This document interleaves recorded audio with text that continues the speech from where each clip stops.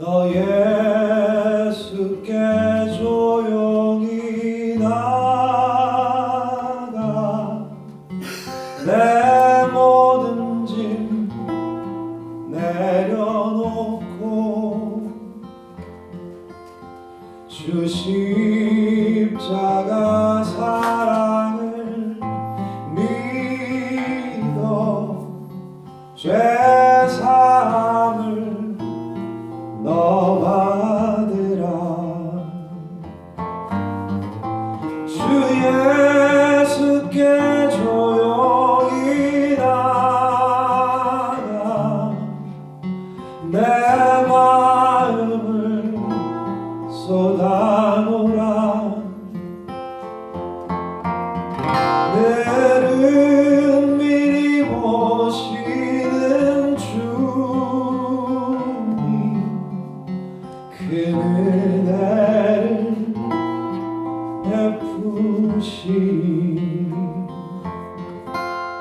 주 예수의 은혜를 입어 내 슬픔이 없어지리. 내 이웃을 늘 사랑하며 너 받은 것 거저주라. 주 예수께 조용히 나가 내 마음을 쏟아놓으라. 늘은 미리 보시는 주님 그 은혜를 베푸시리.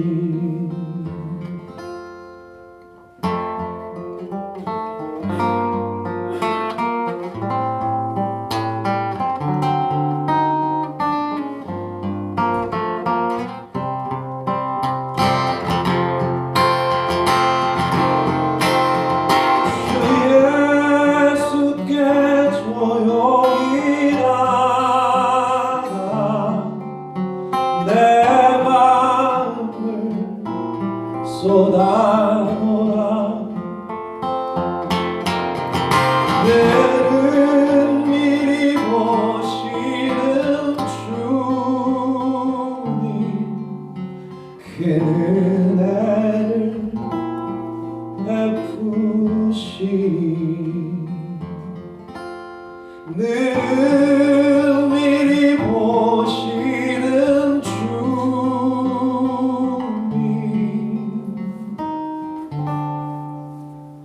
그 은혜를 베푸시리.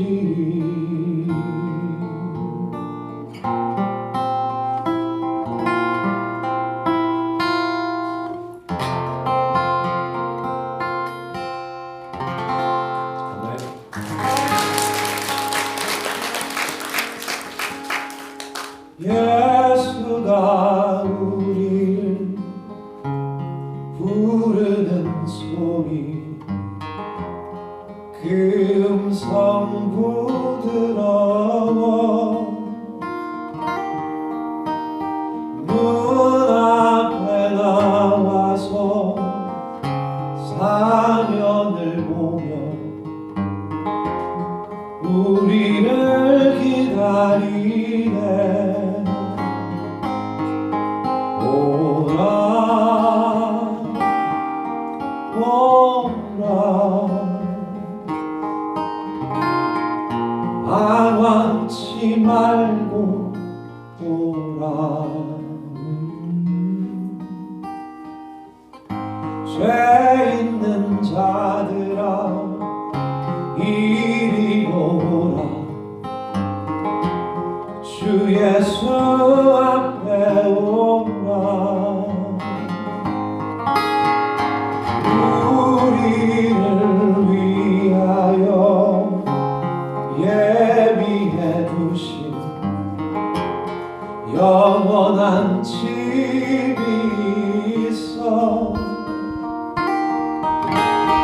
죄 많은 세상을 떠나게 될 때 영접해 주시겠네. 오라 오라 방황치 말고 오라. 죄 있는 자들아 이리로라. 주 예수 앞에 오라.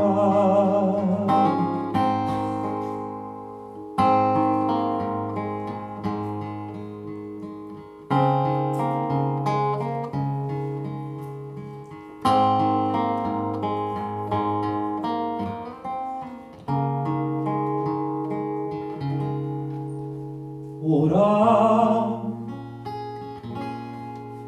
오라 방황치 말고 오라. 죄 있는 자들아 이리로라. 주 예수 앞에 오라.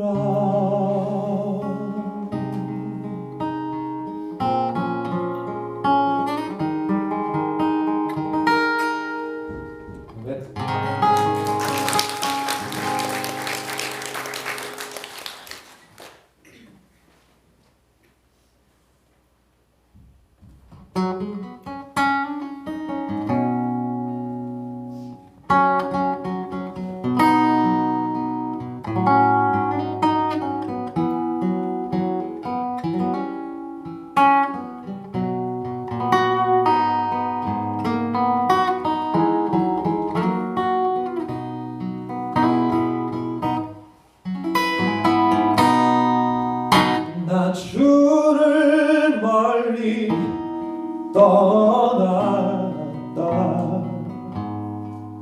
이제 옵니다.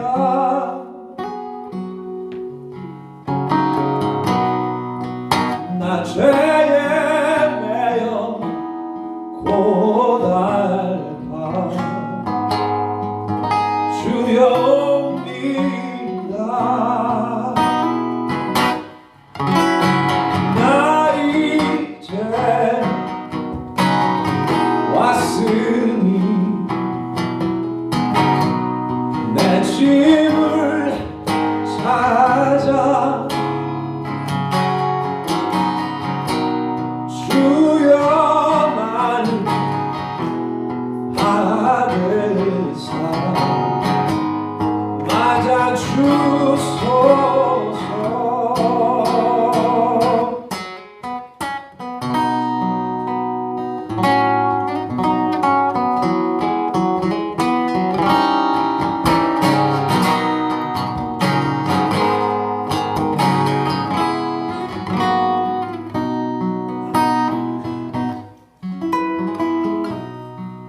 그 귀한 세월 보내고 주여 옵니다.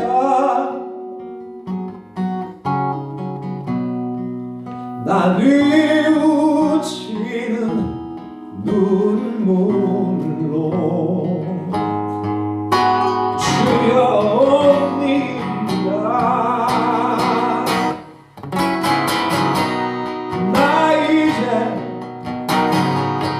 왔으니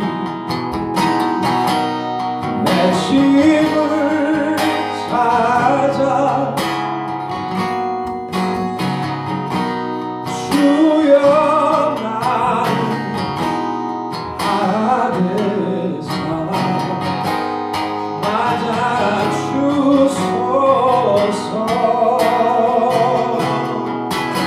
나 이제 왔으니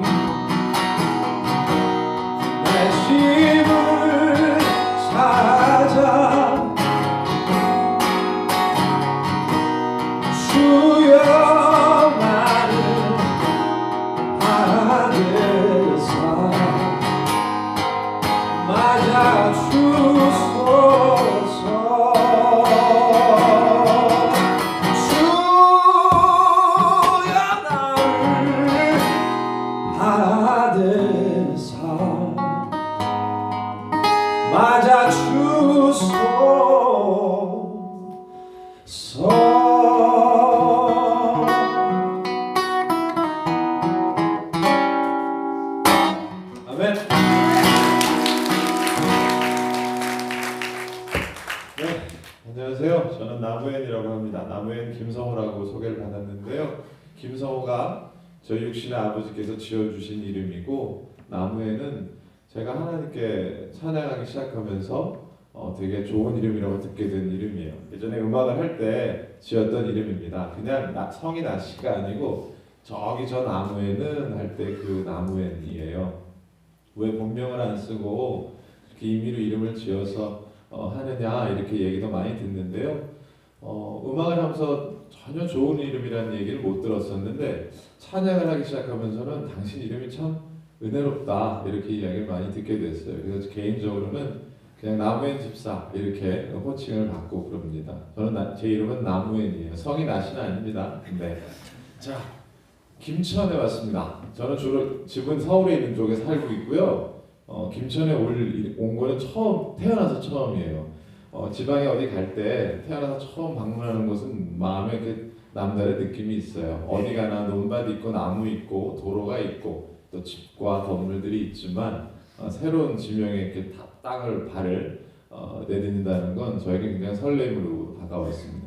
김천은 많이 지나갔어요. 저희 처가가 대구에 있어요. 그래서 늘 그 김천 IC 앞으로 지나갔던 기억은 나는데 그 이름을 두고 이렇게 방문하게 되니까 또 어르신들 이렇게 또 뵙게 되니까 되게 기쁩니다. 여러분, 제가 찬송가 세 곡을 차례차례 불렀어요. 여러분들 마음에 감동을 주기 위해서 고른 건 아니고요. 또 제가 잘하는 어떤 걸 보여드리려고 고른 게 아니고 의미가 있어서 골랐습니다.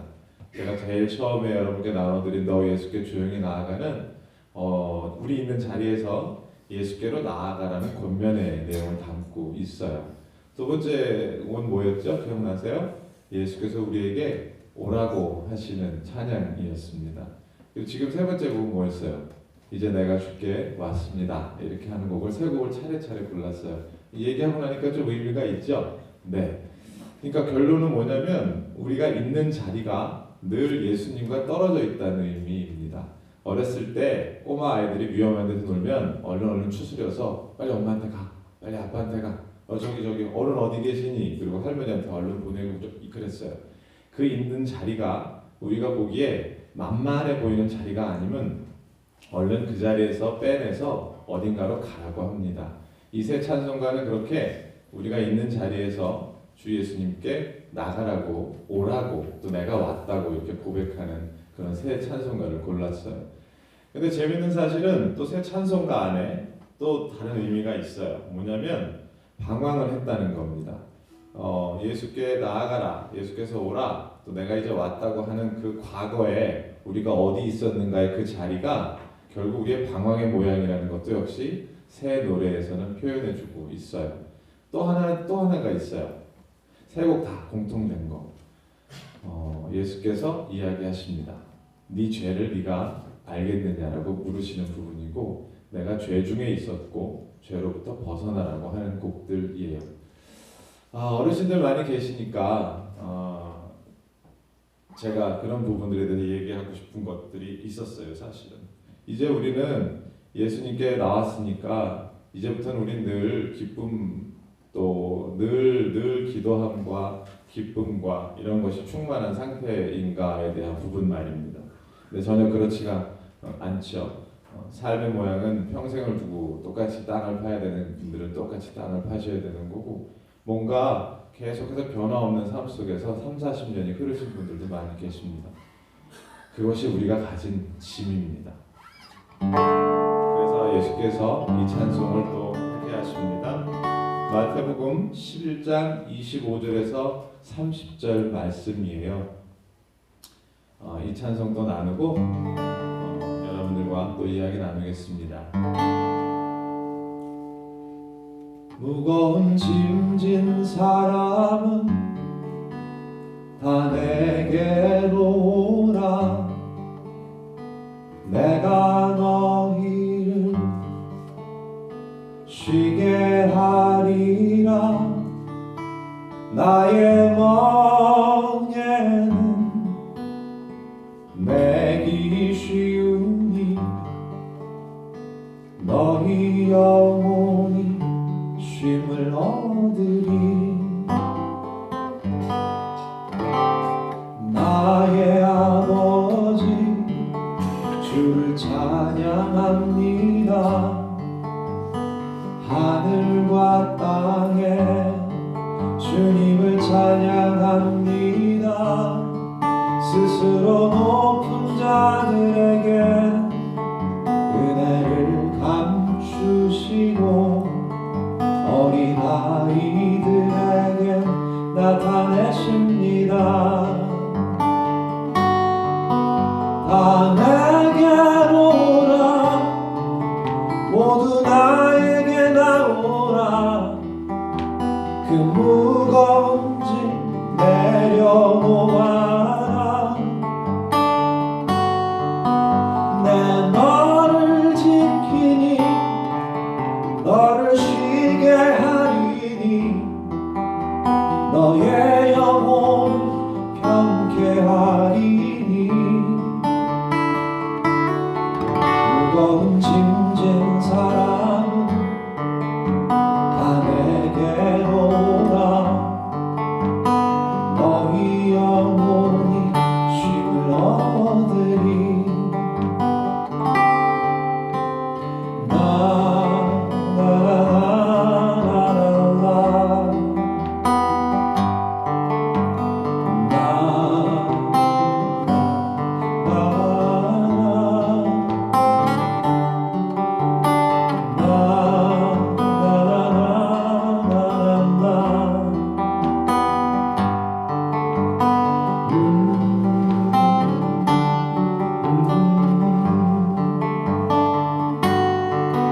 다 내게로 오라. 모두 나에게 나오라. 그 무거운 짐 내려놓아라. 내 너를 지키니 너를 쉬게 하리니 너의 영혼을 평케하리니. 무거운 짐진 사람은 다 내게로 오라. 내가 너희를 쉬게 하리라. 나의 멍에는 매기 쉬우니 너희 영혼이 쉼을 얻으리. 나의 멍에는 매기 쉬우니 너희 영혼이 쉼을 얻으리. 너희 영혼이 쉼을 얻으리.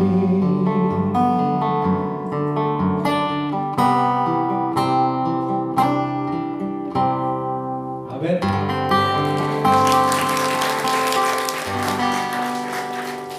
네, 그렇습니다.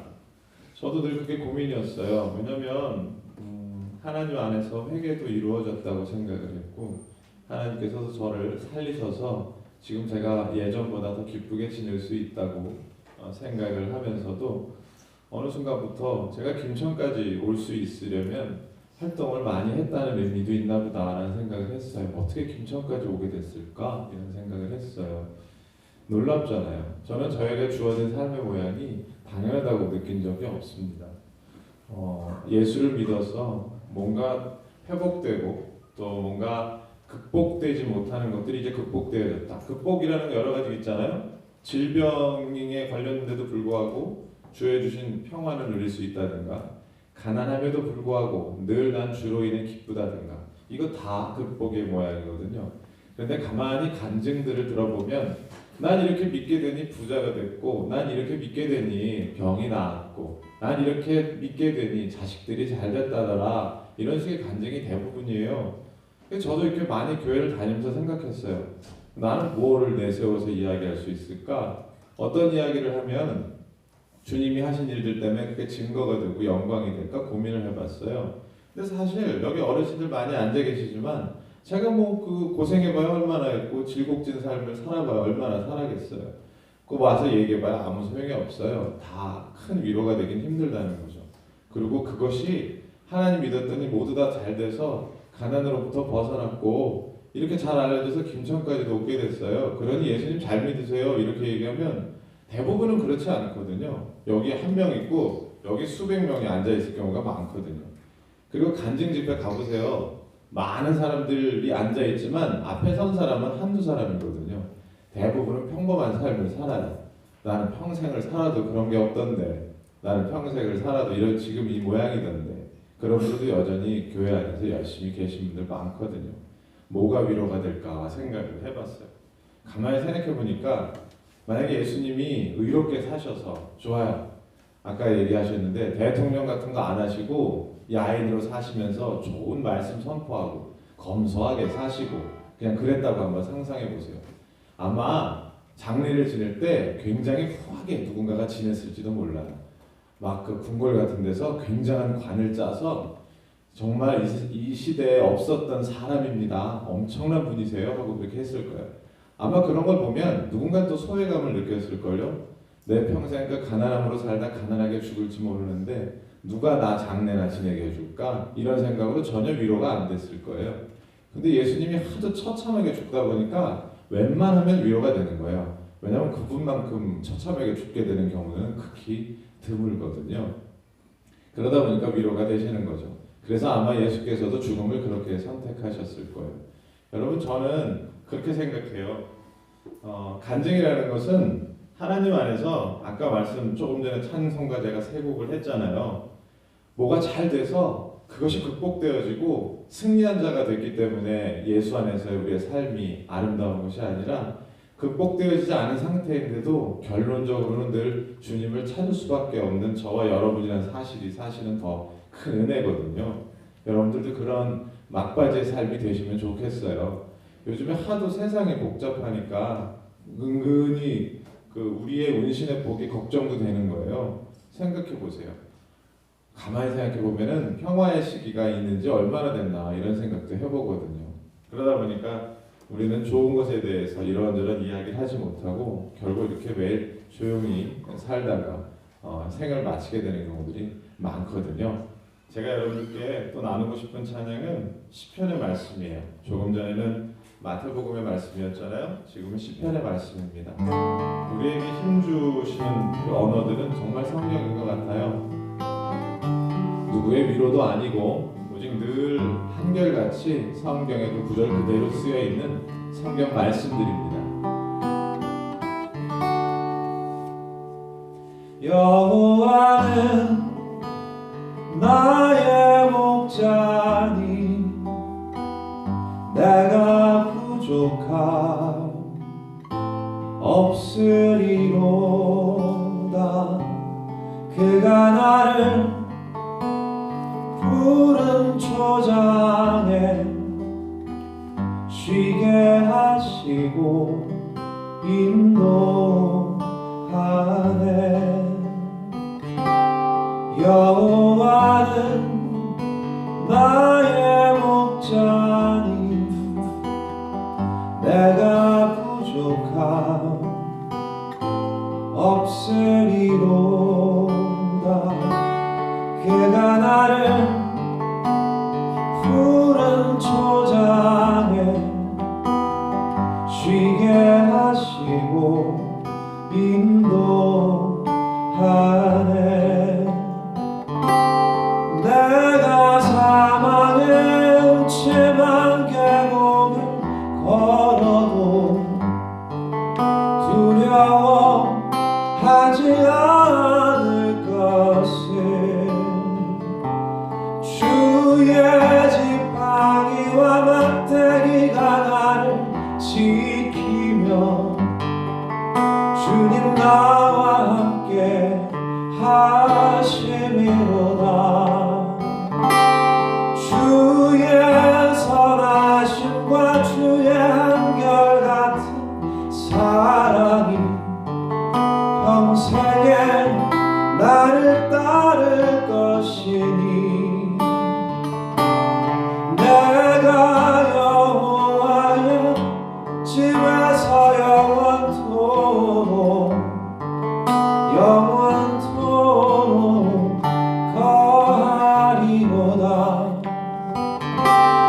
여호와 나의 목자니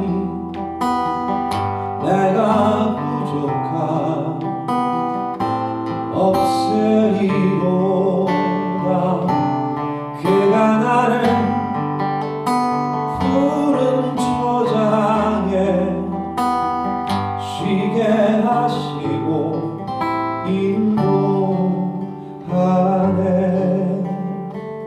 쉬게 하시고 인도하네.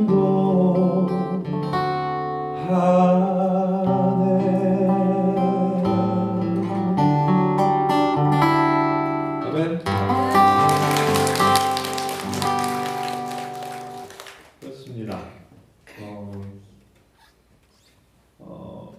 이런 거요. 예를 들면 이제 우리 성가대분들 가운을 입으시잖아요. 요즘에는 뭐 여름에 좀 얇은 거 입고 겨울에 두꺼운 거 입고 그랬는데 꽤 오래 전에는 성가대 옷이라는 게 그렇게 다양하게 입지를 않았어요. 그러니까 겨울에 난방이 잘 안 될 때 성가대 옷을 입으면 따뜻한 것이고 여름에 더운데 입으면 더워서 아주 힘든 것입니다. 사실 경건의 모양을 위해서 우리는 그런 옷을 입어요. 그런 옷을 입죠. 그런데 어떤 때는 더워서 힘들고 어떤 때는 또 추워서 힘든 것이 또 그 경건의 옷입니다. 제가 말하고 싶은 것도 그런 거예요. 결국은 이런 거 있죠. 왜? 대부분 귀한 그릇과 질그릇에 대해서 목사님들이 설교를 할 때 귀한 그릇 그러면 뭔가 잘된 사람들을 비유를 할 때 귀한 그릇이라고 표현해요. 그래서 우린 질그릇과 같은 삶도 받아들여야 된다고 보통 이야기를 합니다. 근데 사실은 실상은 이렇게 접근이 가능합니다. 그릇이 두 가지가 있어요. 귀한 그릇 있고 질그릇이 있어요. 질그릇은 아무 때나 하나님께서 들어 쓰신다는 의미가 듭니다. 험대 쓴다는 의미가 아니에요. 우리 대부분 그렇게 받아들일 때가 있어요. 그래서 스스로 겪는 어려움들을 아주 좋은 거예요. 스스로 겪는 어려움을 주님 안에서 나의 지으신 자의 마음이니 내가 그걸 순종합니다라고 받아들이는 것도 굉장히 귀한 것인데 실상은 그렇게 하면은 어떤 분들은 실족해서 넘어져요. 그리고 그게 마음을 어렵게 하거든요. 근데 실상은 귀한 그릇은 자주 쓰일 수 있는 그릇이 아닙니다. 하나님께서 그것을 자주 쓰지 못한다는 의미도 갖고 있어요. 질그릇은 어느 때고 하나님께서 들어 쓰신다는 의미가 있습니다. 하나님께서 그 그릇을 자주 사용되어진다는 그 의미로 받아들일 수가 있는 거죠. 그렇기 때문에 우리가 생각하는 경건이라는 모양과 우리가 생각하는 귀함과 헐함에 대한 그 느낌이나 생각들이 자칫하면 우리를 힘들게 할 수 있는 접근이 되니까요. 오늘 다시 한번 말씀드릴게요. 혹시 삶의 모양이 나는 너무 헐한 것이 아닌가라는 느낌을 받으시면 하나님께서 질그릇의 모양으로 사용하신 거예요. 사람들이 아마 어떻게 저 권사님은, 어떻게 저 장로님은 저런 삶의 모양 가운데 지금처럼 저렇게 서 계실까라는 모양일 수도 있다는 거예요. 물론 아닐 수도 있어요. 세상엔 너무너무 이런저런 다양한 일들이 많잖아요. 할렐루야. 그때마다 하나님께서 주시는 말씀들이 지금 성경들이에요. 우리가 간증도 그렇고 우리 삶의 모양을 나누는 것도 마찬가지예요. 그게 어느 땐가는 누군가에게 은혜의 표상이 될 수 있지만 실상은 다 개별적인 거거든요.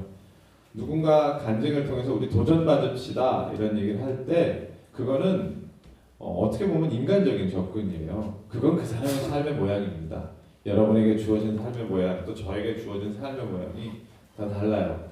가끔씩 이렇게 지방이나 해외를 다니는 저를 보고 어떤 젊은이가 나도 당신처럼 그렇게 찬양하면서 많은 곳을 다니면 좋겠다 이런 이야기를 할 때가 있어요. 당신은 어떻게 찬양하기로 선택했고 또 어떻게 언제까지 그런 마음으로 할 것이냐라고 질문을 받을 때가 있어요. 뭔가 은혜로운 말들을 기대하고 대부분 질문들을 합니다. 그렇지 않아요. 저는 어찌어찌 이렇게 살다 보니까 어느 순간부터 이 자리에 있었던 거지 여러분들하고 다르거나 다른 선택을 했기 때문이라고 저는 생각하지 않습니다. 그렇기 때문에 그 친구들에게 말하는 것도 마찬가지예요.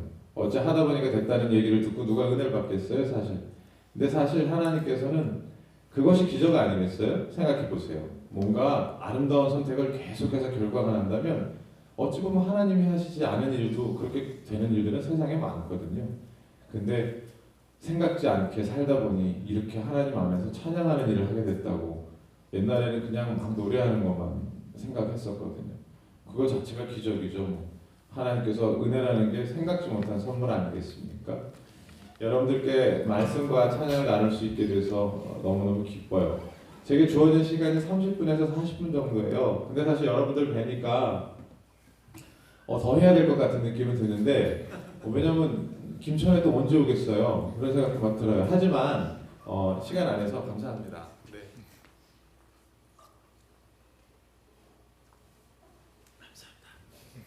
네. 찬양 한 곡 할까요?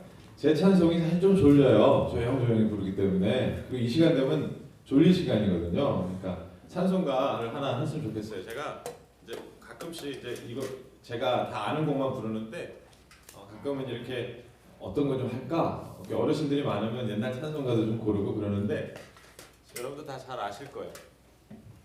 옛날에 저희 할머니랑 어머님이랑 이제 다툼이 있으시면 며칠 있다 두 분이서 기도원을 가셨어요. 나름대로 주님 안에서 이제 해결하고 싶으신 거죠.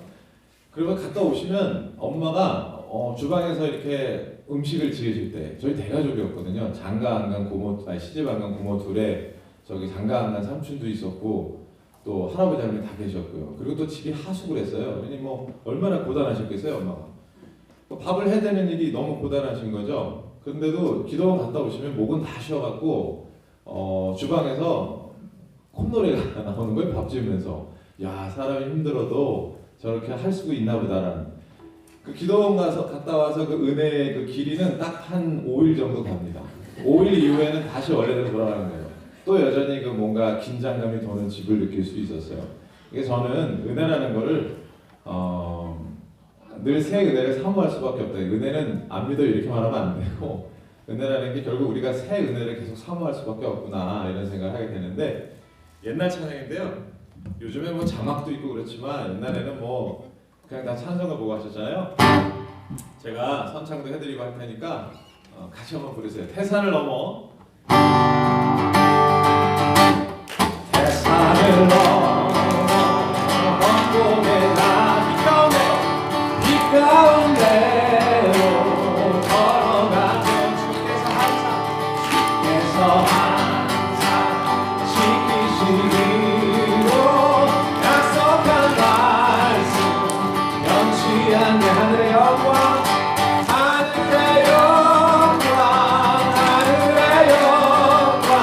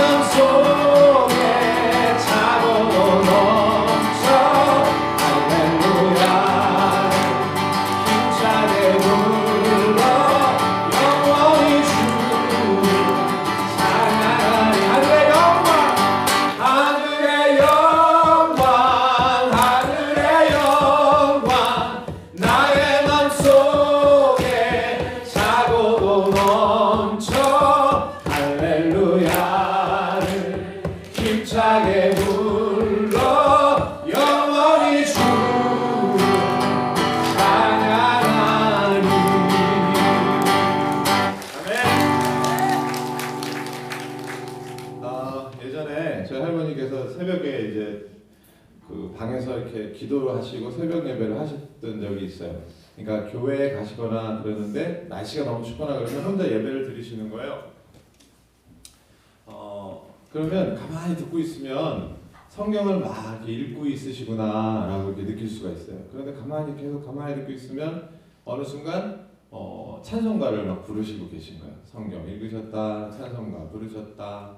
그리고 또 가만히 듣고 있으면 또 기도를 막 하시는 거예요. 저렇게 막 기도하시는 거예요. 그리고 그래서 또 기도하시나 보다 하고 생각하고 또 가만히 듣고 있으면 이제 코를 고세요. 그러니까 이제 그 새벽에 한 2시간을 그러고 앉아 계신 거예요. 그 노인네 분들은 이렇게 잠이 없으시잖아요. 한 4시, 4시 반 되면 일어나셔갖고 그렇게 하시는 거죠. 저는 이제 새벽까지 잠을 자지 않거나 그럴 때 그걸 보면서 성경을 읽는 것과 또 찬송을 부르는 것과 기도를 하는 것 그리고 더하여서 코 고는 것까지 그거 다 예배다 이렇게 생각이 들었어요. 여러분들 이제 제가 이렇게 좀 힘차게 찬양을 한 것도 마음의 그 졸리움이나 그런 게 있을 때 큰 소리로 찬양하면 또 잠이 깨거든요. 아마 제 생각에도 할머니께서도 코를 고시다가 또 찬송가를 부르시고 그러셨던 것 같아요. 그래서 지금 가만히 생각해 보면 그런 부분들이 이렇게 지금 찬송할 수 있는 게 아닐까 이런 생각을 스스로 한번 생각을 해봐요. 제 노력으로 지금 막 찬송하게 됐고 하나님의 부르심이 있고 하나님의 은혜를 크게 누려서 찬송하게 된 게 아니고 결국은 누군가의 기도 덕분이 아닐까 이런 생각을 지금 또 뒤늦게나마 이렇게 해보게 됩니다. 여러분 찬송가 하나 더 하고 제가 정말 좋아하는 찬송이에요. 오늘 제가 찬송가를 많이 골랐습니다. 듣고 싶으시면 예의상 멀리 왔으니까 앵콜 하지 마시고요. 그런 건 너무 어색한 거예요. 그러니까 내가 집에 가야 되는데 좀 오늘은 여기까지만 하면 좋겠어요. 그런 느낌이 들면 조용히 가셔도 되고요. 만약에 정말 우리 한 곡 더 합시다 이렇게 생각이 드시면 또 이렇게 저한테 부탁을 하세요. 제가 마음에 더 할 마음은 있어요. 하지만 예배 시간은 정해져 있기 때문에 분명히 가셔야 되는 분들이 있거든요. 할렐루야.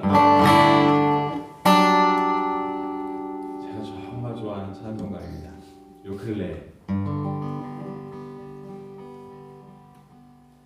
나 가나안 땅 귀한 성에 들어가려고 내 무거운 짐 벗어버렸네. 죄 중에 다시 방황할 일 전혀 없으니 저 생명시대까지